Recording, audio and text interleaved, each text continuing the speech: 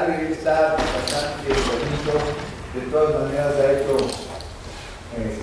pues, honor a su compromiso y ha venido a compartir con nosotros esta mañana. Gracias, Carlos. Adelante.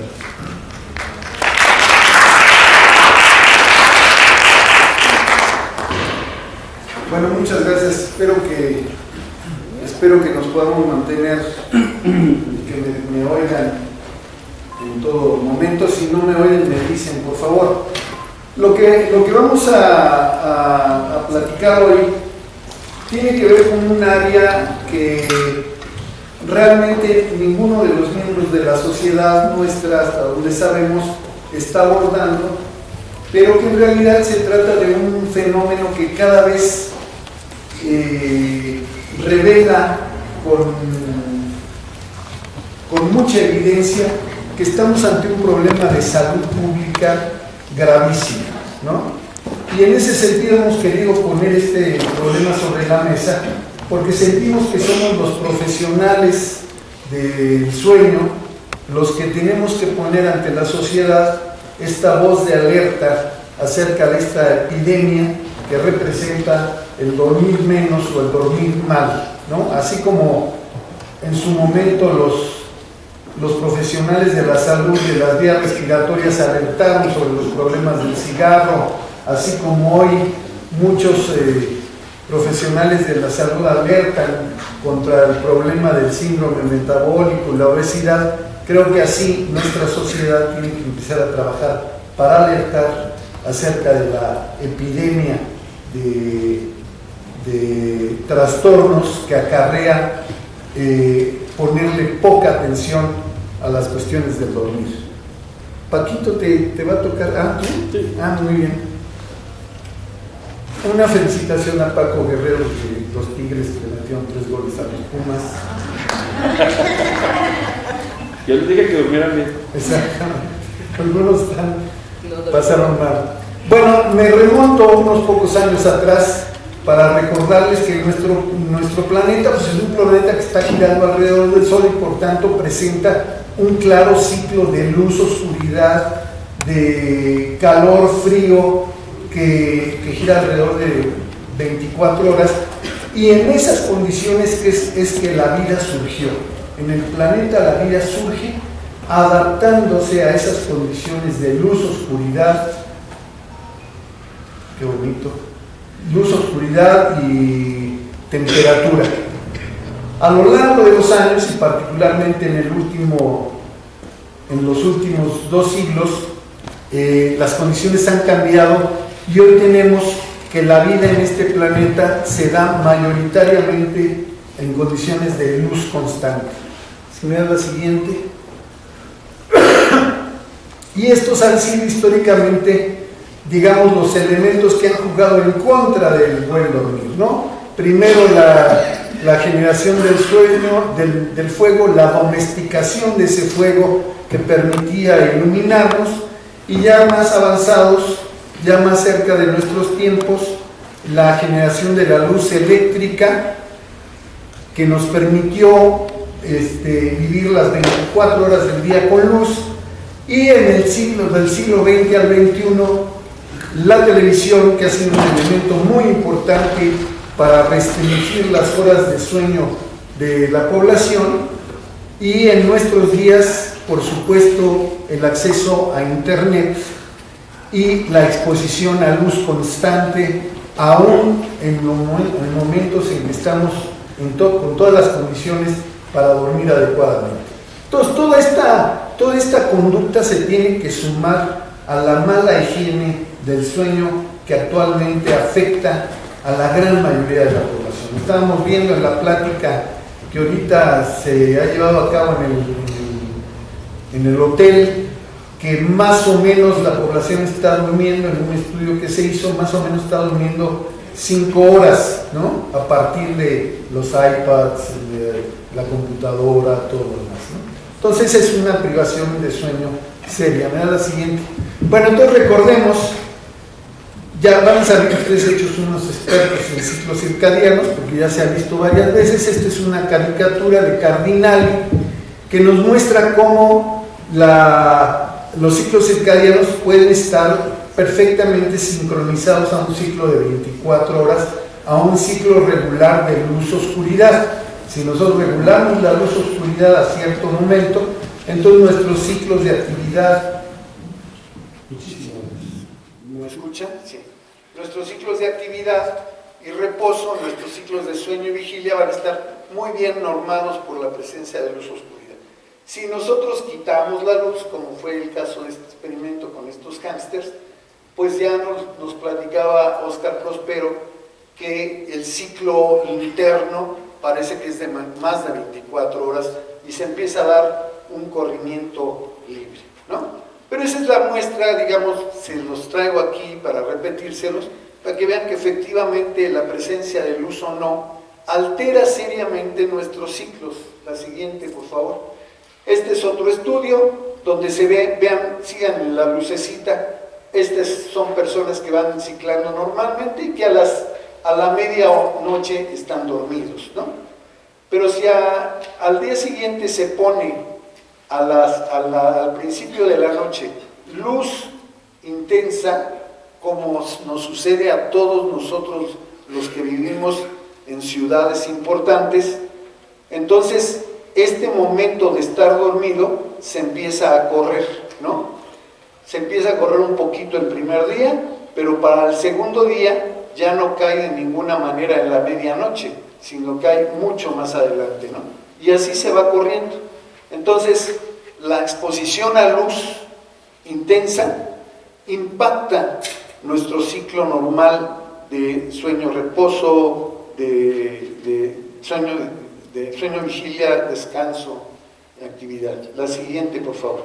Bueno, esto ya lo han visto N veces, se los vuelvo a presentar. Este es el amigo de Óscar Prospero, que dice que se llama Alexander Borbel.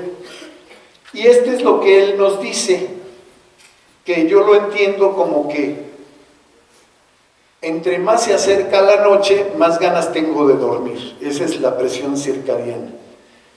Pero la otra también es muy relevante. Entre más pasa el tiempo en que estoy dormido, en que estoy despierto, más presión tengo para quedarme dormido, ¿no? Y eso es lo que sucede todos los días. Entonces, normalmente, pues llegamos acumulando estas dos presiones, nos quedamos dormidos, somos muy felices, despertamos y otra vez vuelve a darse esta presión, ¿no? Despertamos y desde ahí empieza a aumentar la presión para quedarnos dormidos, empieza a aumentar la somnolencia, empieza a aumentar todo lo que conlleva la presión para quedarse dormido. Dame la siguiente, por favor. Y esta es una gráfica que constantemente usamos porque es un estudio que salió de la Sociedad Americana de Sueño desde hace un buen rato y que relaciona la fatiga con el sueño. Y todo esto desembocó en un estudio que se hizo y que trascendió mucho, se hizo ante simuladores de manejo, ¿no? Entonces a un grupo lo dejaban despierto, nada más lo dejaban despierto, o sea, es un grupo de personas que han dormido bien, que no tienen problemas de sueño y nada más lo dejaban despierto. Y otros dos grupos que estaban bebiendo alcohol. Y entonces el resultado era esta. Si quieres darme la siguiente, me parece que ahí viene. La siguiente. Sí. Y entonces, estos son los resultados de ese estudio. Aquí comparan, aquí están los dos grupos. Este grupo está legalmente alcoholizado, o sea, tiene en su sangre 0.05% de alcohol, o sea, está en los límites legales de la ebriedad. Y el otro lo dejan llegar al doble, tiene 0.1 de alcohol en sangre. Entonces están ebrios. Y les miden a ellos cuántos errores cometen en el simulador de manejo. Miden todas estas cosas, tiempo de reacción, coordinación ojo-mano, seguimiento de tareas, el reloj que mide la vigilancia, etc. Y después comparan en cuántas horas de estar despierto los sujetos normales equiparan el número de errores. Y vean ustedes que en casi todas las tareas toma alrededor de 18 horas alcanzar el número de errores de los sujetos que están ebrios. O sea, una persona que haya pasado 17, 18 horas despierta va a cometer los mismos errores que alguien que está ebrio, ¿no? Ha habido campañas para prevenir que no manejen tomados. No ha habido una sola campaña para prevenir que no manejen después de no haber dormido mucho tiempo. Este estudio demuestra que uno no debería manejar si ha pasado despierto 18 horas. La siguiente, por favor. Y esto después se ha ido confirmando. Esta es restricción de sueño, que en realidad es vigilia prolongada.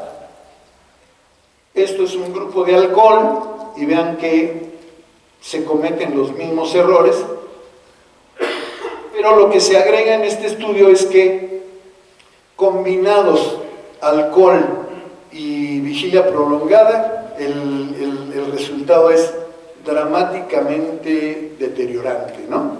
Entonces, esta combinación de alcohol con vigilia prolongada, dirán, bueno, es un cuate que está perdido de borracho y no ha dormido en 2 semanas. No. Es alguien que se levantó a las 6 de la mañana, está trabajando mucho, son las 10 de la mañana, lo invitaron a cenar, se tomó una copita. Ese cuate se va a quedar dormido manejando. Y va a matar gente, se va a matar, etc. Esa combinación es gravísima. Si me das la siguiente, por favor. Y esto es lo que sucede también, o sea, sucede lo mismo, pero ahora con un grupo de pacientes que tienen trastornos respiratorios, ¿no? Que tienen apnea obstructiva de sueño. Y entonces, en todos los casos,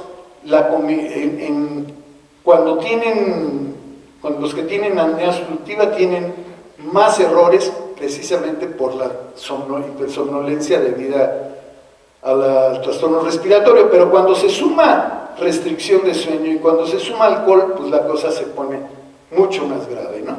Entonces, la siguiente.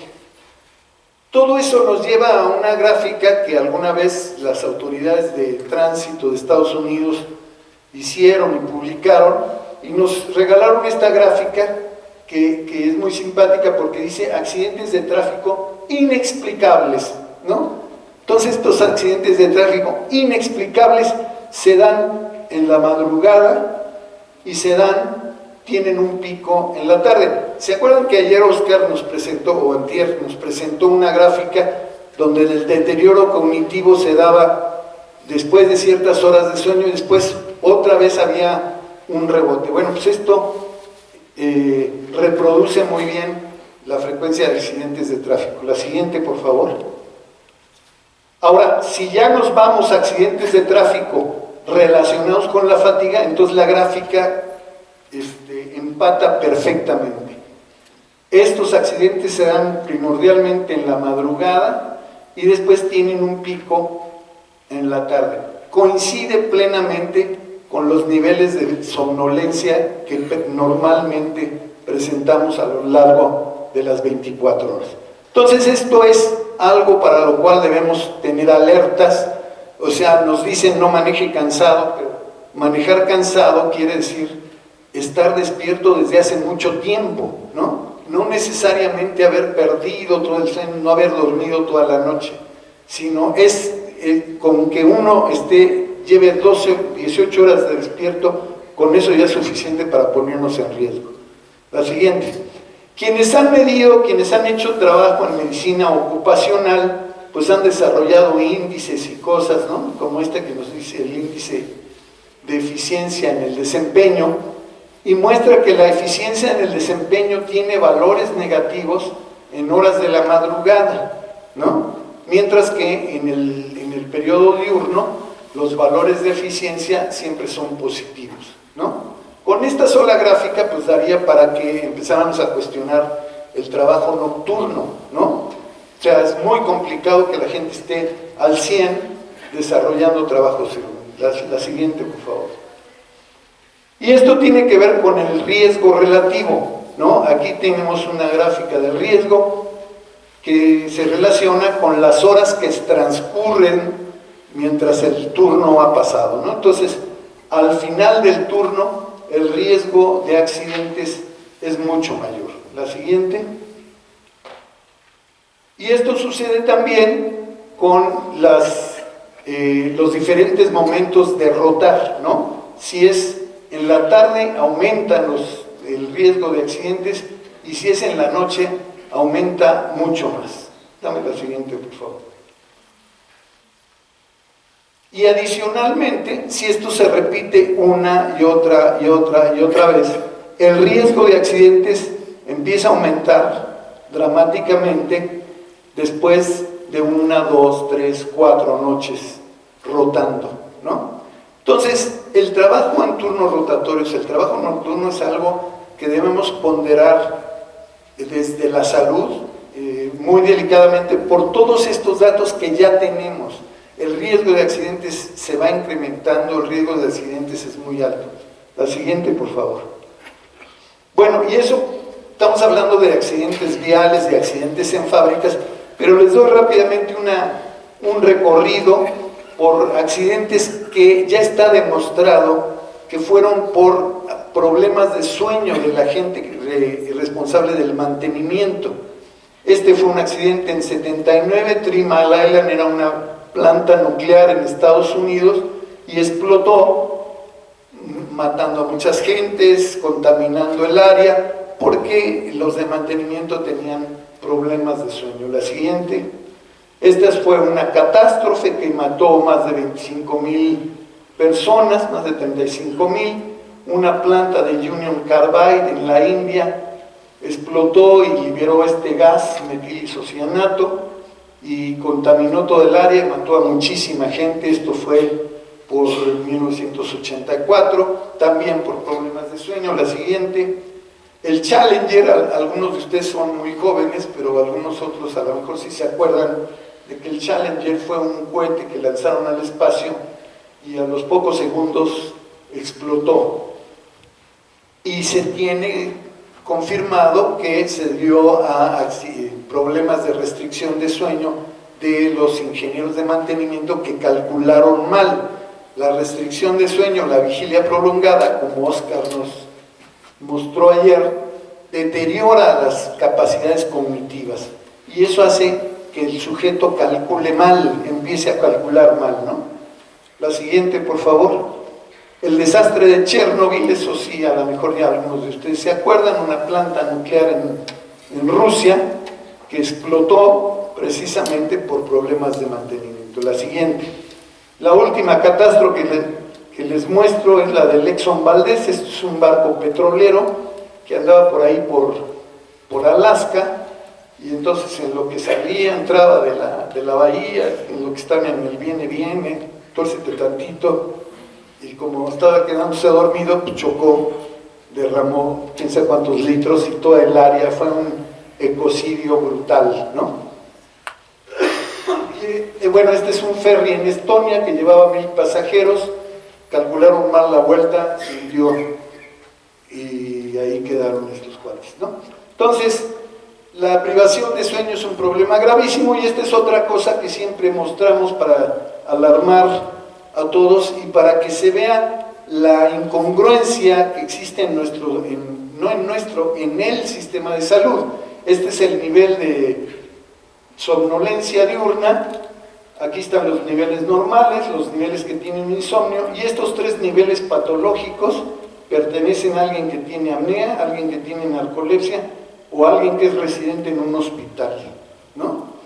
Entonces, si este nivel de somnolencia lo relacionamos con lo que acabamos de ver, pues la apuesta a que estos cuates van a generar gravísimos errores es muy alta, ¿no?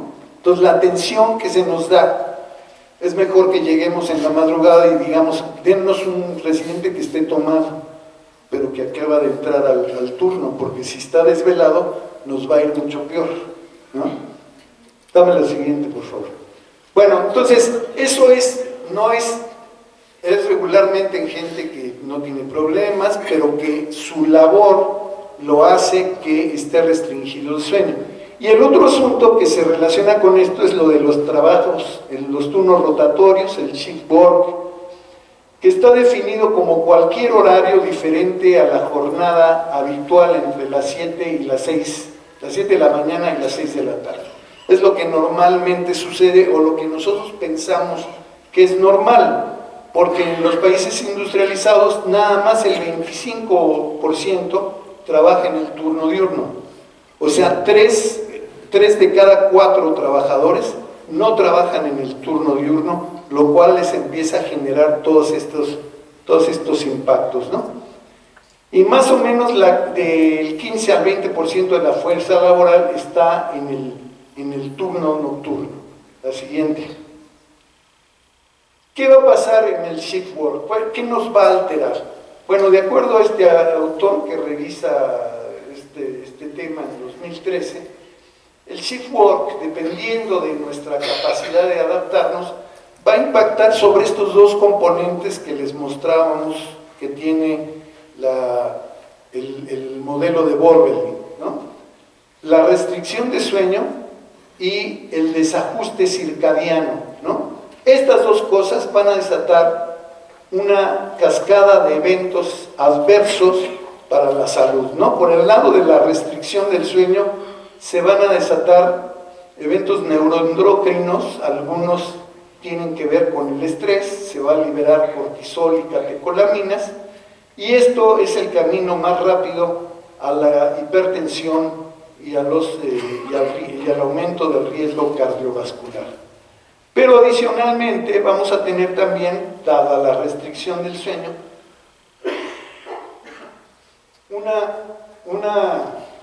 una respuesta del sistema inmune que va a disminuir su capacidad y va a aumentar los componentes derivados de las citocinas que son proinflamatorios, ¿no?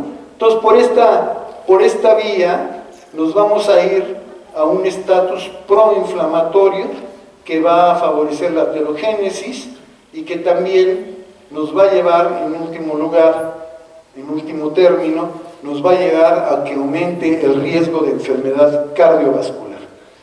Este mismo problema inmune se puede generar por el desajuste circadiano, que también adicionalmente pues va a tener que ver con la respuesta inmune, es así inmune, ¿no? Con respuesta a antígenos, que va a disminuir la generación, la cantidad de células NK, que va a aumentar la posibilidad de infecciones, pero que en el último término va a aumentar la posibilidad de cáncer. Y por este lado va a haber aumento del estrés oxidativo, la melatonina va a estar disminuida y esto finalmente nos lleva al cáncer, ¿sí? La OMS ha hecho trabajar a un grupo de expertos que muchos no nos explicamos, pero señalan que las evidencias de que el turno rotatorio está ligado a problemas de cáncer todavía no son contundentes. Nosotros encontramos que efectivamente hay muchos datos que señalan que es una relación muy firme y muy sólida. Inicialmente se pensaba que era la luz nocturna, la exposición a la luz nocturna, la que favorecía estos problemas, porque la luz nocturna genera todas estas cosas, ¿no? Patrones de alimentación irregular, trastornos de la vida social, disminuye la efectividad, aumenta la vulnerabilidad para accidentes, el riesgo para tener trastornos de sueño a partir de eso, condiciones metabólicas, ya saben ustedes, seguramente lo han dicho aquí, lo van a seguir diciendo, hay una relación también de las alteraciones de sueño con la generación de síndrome metabólico, la presencia de diabetes, de enfermedad cardiovascular y de riesgo para varios tipos de cáncer, todo por la luz nocturna. Y entonces lo que al primer candidato que se volteó a ver fue a la melatonina, ¿no? La luz nocturna pues, suprime el pico de melatonina, la melatonina disminuye con la edad, y todo coincide con la presencia de cáncer, ¿no? Menos melatonina, más cáncer, y una serie de estudios que apoyan la idea de que la melatonina es un inhibidor de los procesos tumorales, ¿no? Entonces, ahí estaba la discusión, dame la siguiente, y todavía hay elementos para ver cuáles son los candidatos que nos están dando todas estas consecuencias, ¿no? Pero volvemos al núcleo supraquiasmático, ¿no? Entonces esta es otra vez, esta creo que ya la vimos con Oscar, luz, oscuridad, estas son ratas, son animales nocturnos. ¿Qué pasa si se lesiona el núcleo supraquiasmático? Se pierde la ritmicidad, ¿no? Entonces todo eso nos llevó a pensar que el reloj biológico estaba en el núcleo supraquiasmático, ¿no? Había algunos otros relojitos por ahí, pero lo fundamental estaba en el supraquiasmático, ¿no? Mira, lo lesionas, se acabó el ritmo, ¿no? Entonces ahí está nada más. Y después se hicieron una serie de modelos y todavía se siguen trabajando. Nuestro amigo Raúl Aguilar, que no vino, pues está trabajando en eso, ha revelado junto con los cronobiólogos toda la complicadísima maquinaria celular que tiene que ver con el reloj biológico, ¿no? Oscar nos adelantó algunas cosas, aquí simplemente repito que hay genes y proteínas involucradas en esto, como la CLOC, la BMAL, que generan proteínas PER y CRI, que después se dimerizan y después se vuelven a separar para volver a entrar al núcleo e inhibir la respuesta, ¿no? Entonces, un ciclo que se va cumpliendo y se va cumpliendo alrededor de las 24 horas. Pero se ha encontrado que resulta que todos estos genes reloj no nada más están en el núcleo supraquiasmático, sino que andan por todas partes. De hecho, creo que ahora lo que buscan es células que no tengan esos genes reloj, ¿no? Andan en todas partes y a nosotros nos interesa mucho particularmente este otro ciclo que también es de 24 horas y es el ciclo celular, que seguramente ustedes se acuerdan mejor que yo, que tiene la etapa G1 de crecimiento, que tiene una fase de síntesis de material genético, que termina cuando empieza la segunda etapa de crecimiento y esta termina cuando se entra en el proceso de mitosis, de separación de las células, ¿no? Entonces es un proceso que dura también, es un ciclo que dura 24 horas y que vemos cada vez con más evidencia que está interconectado con los genes reloj. Este es otro componente de ese ciclo, las ciclinas, que se unen y se desunen para estar generando las señales que regulan el ciclo, ¿no? Entonces aquí forman un dímero, se separa cuando se inicia la fase de crecimiento, después otro tipo de ciclina se vuelve a unir para desatar la etapa de síntesis, se separan, pasa al segundo ciclo de crecimiento y después entra ya la mitosis, ¿no? Entonces, en cada uno de estos, bueno, este es un modelo muy sencillo, pero en realidad son muy complejos mecanismos celulares que están regulando cada uno de estos pasos. Y en cada uno de estos pasos hay lo que se llama los checkpoints, ¿no? Los puntos donde se va a valorar si todo está bien para pasar al siguiente paso. Y entre ellos está la síntesis de DNA, la reparación del DNA, ¿no? Entonces, si esto no se da adecuadamente, empiezan a pasar cosas adversas que después van a tener consecuencias muy graves. Esto es un esquema muy sencillo que me mandó Raúl Aguilar cuando le dije que necesitaba algo sencillo para presentar. Esto va a venir en el examen. Entonces, aquí se ve que son las proteínas y los genes CRI, PER, etcétera, etcétera, los que están regulando todo este ciclo. La siguiente, por favor. Pero aquí lo importante es que todas estas también tienen que ver, están muy cercanamente relacionados con estas otras ciclinas que les mostraba yo, que tienen que ver con el ciclo celular, ¿no? Entonces, el ciclo de luz-oscuridad, el ciclo de actividad-reposo, de sueño y vigilia, no nada más tiene que ver con que estemos muy cansados o no, alertas o no, tiene que ver con el funcionamiento de cada una de nuestras células, ¿no? Así, con esa trascendencia hay que verlo. La siguiente, por favor. Bueno, entonces si alteramos el ritmo circadiano a nivel celular, vamos a tener toda esta cascada de eventos, ¿no? Trastornos del metabolismo y de la proliferación celular, ¿no? Entonces eso ya empieza a oler a cáncer, ¿no? Los osciladores se modifican, la desincronización del núcleo supraneurálgico con los osciladores periféricos que van a pasar varios ciclos para que se vuelvan a reajustar, ¿no? Es como veíamos al principio cuando le ponían luz intensa a alguien, se le retrasaban sus ciclos. Bueno, eso sucede también a nivel de cada una de nuestras células, ¿no? Entonces requieren varios ciclos y el ritmo de proliferación celular puede tener semanas para recuperarse, ¿no? Entonces hay algunas evidencias que ligan los genes reloj con la proliferación celular, la apoptosis, los genes supresores de tumores, ¿no? PER1 ya veíamos que era el enlace importante entre el reloj biológico y el ciclo celular, y PER2 actúa como represor en cáncer de mama, se activan señales de apoptosis, hay sobreexpresión de PER1 y PER2 en crecimiento de células cancerosas. En fin, esto es solamente un muestreo rápido de muchísimas evidencias que se han acumulado en los últimos años y que revelan cómo es que la privación de sueño, la alteración del ciclo, de repente puede generar, facilitar, promover, acelerar la presentación de tumores, ¿no? La siguiente, por favor.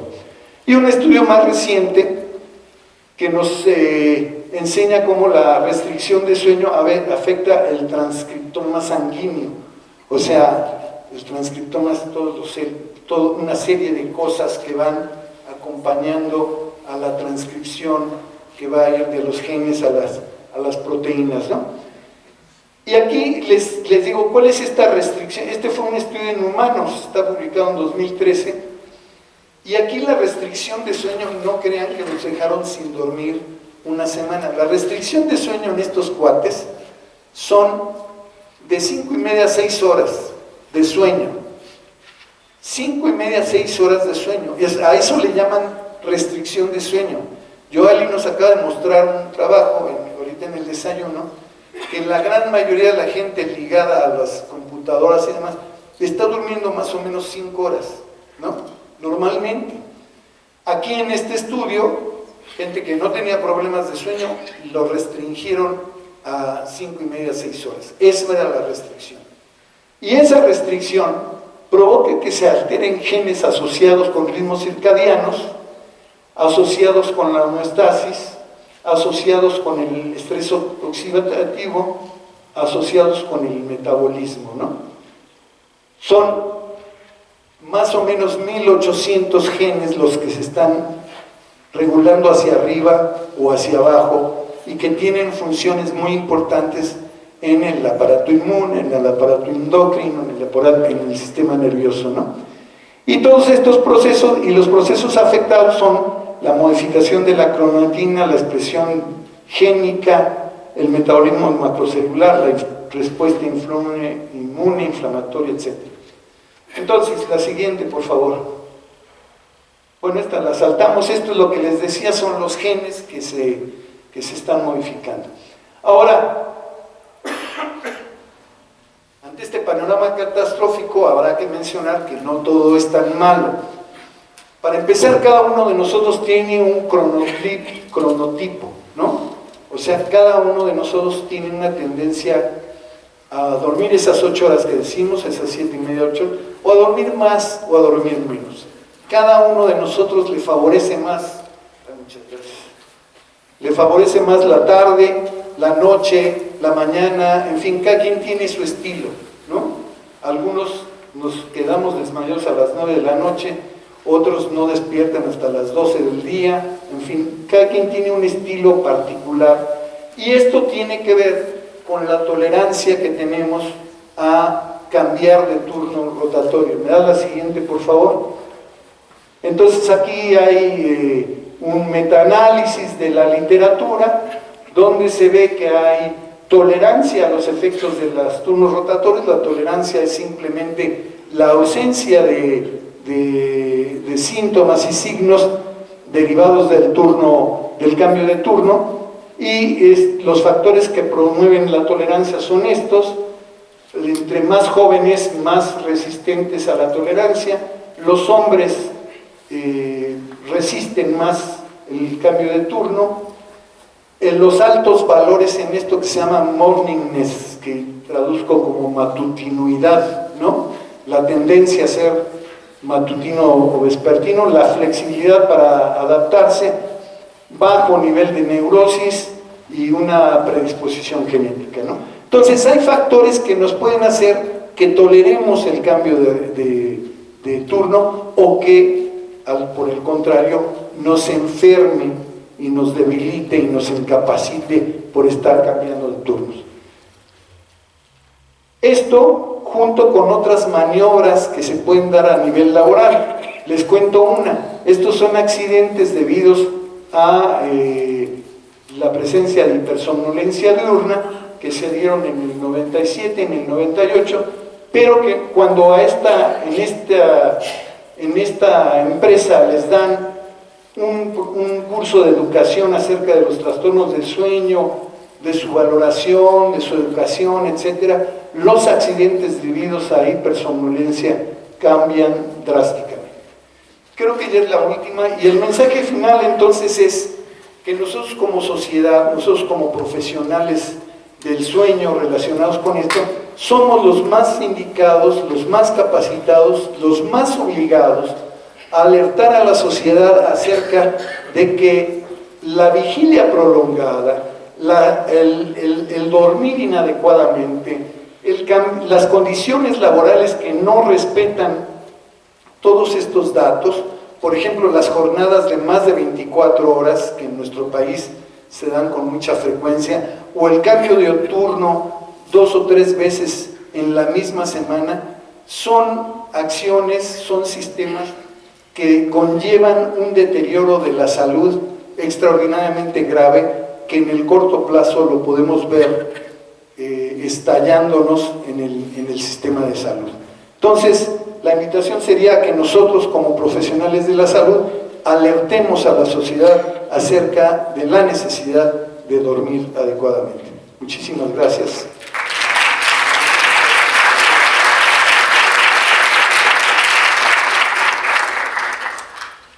Muchas gracias, doctor Velázquez. Como siempre, muy elocuente, breve y sustancioso. Le voy a abrir a preguntas, por favor, si alguien tiene algún comentario o pregunta que hacer, ahí hay una, por favor.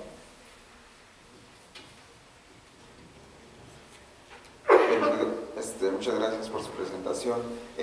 A nivel de sociedad, ¿se está trabajando en alguna propuesta para presentarla, para que se incluya dentro de las políticas públicas en materia de salud o la Ley Federal del Trabajo? Pues te tendría que decir que sí, aunque el trabajo todavía está localizado en un pequeño grupo. Pero la idea es esa, precisamente, decir, en el país se prohíba la jornada laboral de más de 18 horas, para empezar, ¿no? ¿Por qué? Por flojos, ¿no? Porque el empresario que se pase de listo y que diga, bueno, pues, ¿por qué no trabajas 24 o 36 horas seguidas? Pues va a tener que pagar incapacidades, accidentes, una serie de cosas, ¿no? Y el otro es los turnos rotatorios, ¿no? Tendrán que existir porque es una tendencia global inevitable, pero podemos regular su impacto en la salud disminuyendo su frecuencia, ¿no? Es decir, a ti te pasan de la mañana a la noche y ahí te quedas 4 o 5 meses, ¿no? Y después ya te regresas a tu turno, pero no puedes estar paseando en la semana del turno nocturno al vespertino, al diurno y otra vez, etcétera. Eso es lo que mete mucha presión al organismo, lo somete a mucho estrés y a muchas dificultades de adaptarse.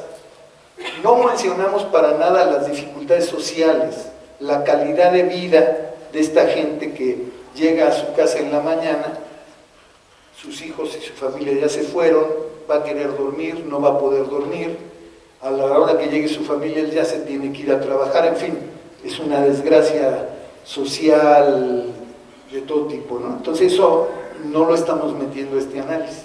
Pero la propuesta es esa, o sea, que se eviten las jornadas laborales mayores de 18 horas y que la frecuencia del turno no baje de los 4 meses. Gracias. ¿Más preguntas o comentarios? Doctor Guerrero. Bueno, y también vale la pena mencionar que paradójicamente nosotros y todos nuestros empleados trabajan en la noche, pero pues los educamos para insistirles en la importancia de dormir en el día, aunque la presión social a veces se los impide. Pero pues la conciencia en el público yo digo que es lo primero que tenemos que hacer y pues nosotros trabajamos en la noche.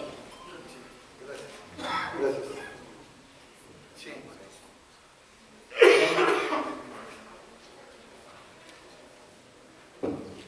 Buen día, muchas gracias. Pues es un comentario más que pregunta. Y yo creo que en esto valdría la pena, si ya se está haciendo una propuesta, considerar o encontrar la forma de considerar a los estudiantes o a la población que no está considerada como fuerza laboral, léase los residentes, que pues es una forma que la ley o las instituciones han encontrado de darle vuelta a la ley en cuanto a horas de trabajo permitidas a la semana, en cuanto a sueldo, en cuanto a prestaciones, se cuecen aparte porque son becarios. Entonces nadie prohíbe en el país estudiar más de 14 horas, 18 o 24 horas que sean. Y es de esta manera como se permite pues, darle la vuelta a la ley, ¿no? Y la verdad es que pues, es fuerza laboral, es la fuerza laboral de todos los hospitales, de las instituciones, y pues no sé si hay alguna que pueda sobrevivir sin residentes, ¿no? Y pues valdría la pena como, no está sencillo, no es nada fácil hacerlo, está bien planteado desde arriba, ¿no? A los que les conviene, pero valdría la pena considerarlo y empezar a impulsarlo, porque la verdad es que a nadie le favorece. Sí, es más barato para el país, pero no estoy seguro que a la larga lo sea, porque se cometen mucha más iatrogenia, hay muchos errores, y son errores evitables, eso es lo malo, ¿no? Hay bajo desempeño, baja eficacia en el personal laboral, hay mucho burnout, en fin, tiene muchas consecuencias negativas que se podrían evitar de forma muy sencilla, dividiendo los turnos, y pues ya cada quien sabe efectivamente con la conciencia social que tenga, si duerme o no en las horas que tiene libres, ¿no? Pero sin someterse a esos horarios de 36 horas, que pues muchas veces son sin parar, ¿no? Otras a veces hay chance para un descansito, pero en fin, sería un tema pues, importante y que se fuese aparte de lo laboral, porque lo laboral sí lo atienden muy bien, pero esto, vamos, no es una población considerada como trabajadores, ¿no? Muchas gracias. No, gracias a ti y bienvenido al grupo de trabajo de este tema. Cuando quieras te sumas. Yo creo que ibas a mencionar una parte de estos mitos que también es muy frecuente en la formación de todos nosotros, ¿no? Le hacemos al héroe, y entonces ¿cómo le hacemos al héroe? Pues vamos a estudiar toda la noche, ¿no? Y no dormimos para llegar al examen, ¿no? Entonces llegamos al examen así, en blanco, ¿no? ¿Por qué? Pues porque no consolidamos lo que hemos aprendido. Entonces es mucho mejor estudiar un ratito, dormirse un ratito, promover las siestas. O sea, es mucho mejor tener un trabajador al que le digas, duérmete 15 minutos y regresa a trabajar a fondo, a que esté tratando de estar despierto durante 5 horas y cometiendo todos los errores que te imagines, ¿no? Entonces esta cultura de echarse una pestañita en la chamba, en lugar de ser una vergüenza, debe ser una estrategia inteligente de las empresas, ¿no? Que habría que promover, ¿no? Es más, si se quieren echar una pestañita ahorita, órale. Por favor. Sí, quería comentarle, mire, yo vengo de parte del Colegio de Psiquiatría y Psicofarmacología de Monterrey.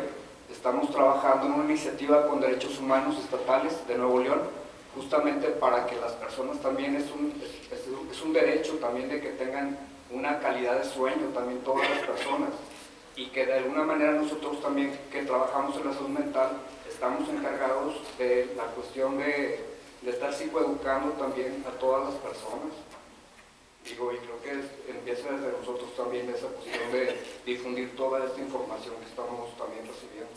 Claro, claro, qué bueno que estén haciendo eso.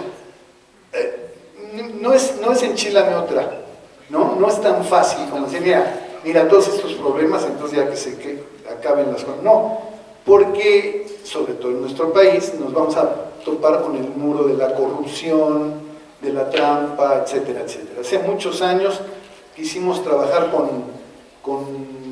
en la Secretaría de Comunicaciones y Transportes, con salud en el transporte, ¿no? Y queríamos ver todo esto que se refiere a los grandes viajes que hacen los choferes, ¿no? Que vienen de Tijuana a Mérida y después dejan su carga y se regresan, y así andan de un lado para otro hasta que se estrellan en la Marquesa, ¿no? Entonces quisimos regular esto, hablamos con los titulares, y entonces los titulares nos decían que ellos ya estaban derrotados, que ellos ya no le iban a entrar, porque el chofer es su vida, ¿no? Entonces tú le dices a un chofer, ¿usted ronca? Nunca. ¿Se queda dormido? Jamás, ¿no?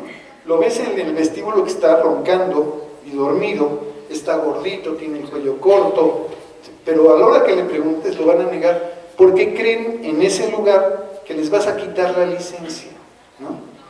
En Francia, por ejemplo, si tú tienes apnea, pues te quitan la licencia hasta que no demuestres que estás bajo tratamiento, ¿no? Aquí eso sería imposible, ¿no? Porque cualquier amenaza a los choferes conlleva mordidas y corrupción y eso, y ya vuelven a circular, ¿no? Entonces el problema es más complicado. A nosotros nos tocaría estructurar bien, argumentarla bien desde el punto de vista de salud pública, de salud laboral, ¿no? Y empezar a avanzar firmemente sobre eso, que va a haber muchos obstáculos y muy complicados. Por eso desde el principio tenemos que saber que es una empresa de largo aliento y que tenemos que ir avanzando firmemente, ¿no? Bueno, muchas gracias. No, yo tengo una última pregunta. Bueno, en realidad voy a hacer un pequeño comentario, y es, primero lo que dijo Paco Guerrero cuando nos acompañó dando una plática, que no solamente que la gente tiene derecho a descansar, sino tiene derecho a dormir bien. Es un primer punto. El siguiente punto es que en países industrializados se considera que la persona debe dedicarle al ocio y a la distracción al menos 6 horas diarias. Si son 6 horas diarias más 8 horas de dormir, son 14 horas, 10 horas de trabajo. O sea, suena bien, ¿no? Ahora, la pregunta para el doctor Velázquez es, ¿quién es el país que está más avanzado en esto de restringir las horas continuas de trabajo y todo eso? ¿Hay alguno? No conozco quién, pero seguramente Finlandia, que va a la cabeza de todo. No sé quién haya hecho. O sea, que parece pues que nadie lo hace. No. Pues digo, no sé, no hay un trabajo generalizado que se note, que destaque, que cree una tendencia, ¿no? Eso no existe en ningún país, hasta donde yo sé. A lo mejor sí, en lugares pequeños y muy bien organizados, como los países nórdicos, a lo mejor ahí tienen otros problemas, ¿no? Que son la luz continua, la oscuridad constante, etcétera, etcétera. Pero es una buena pregunta que le haremos a Raúl Aguilera. Bueno, pues ya que tenemos los micrófonos, nos vamos a echar una canción ranchera. Muchas gracias, doctor Velázquez. En nombre de la Sociedad Mexicana para la Especialidad en Medicina del Sueño, les doy el reconocimiento. Un señalador que si no, quien lo quiere me lo puede regalar. Muchas gracias.